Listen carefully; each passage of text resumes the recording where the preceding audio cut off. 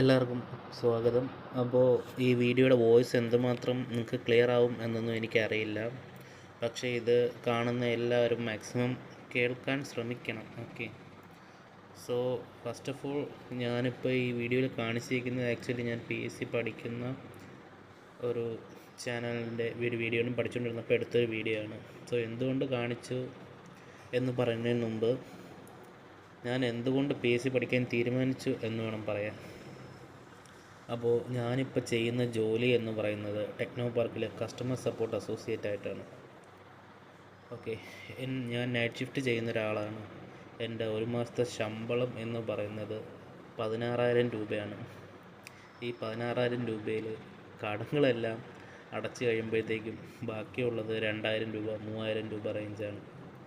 ഇതുകൊണ്ട് ഒരിക്കലും ഒരാൾക്ക് ജീവിക്കാൻ പറ്റില്ലെന്ന് നിങ്ങൾക്ക് തന്നെ അറിയാം. ഇത്രയും ചെറിയൊരു സാലറി സ്കെയിലാണ് എൻ്റെ കമ്പനി എനിക്ക് പ്രൊവൈഡ് ചെയ്യുന്നത്.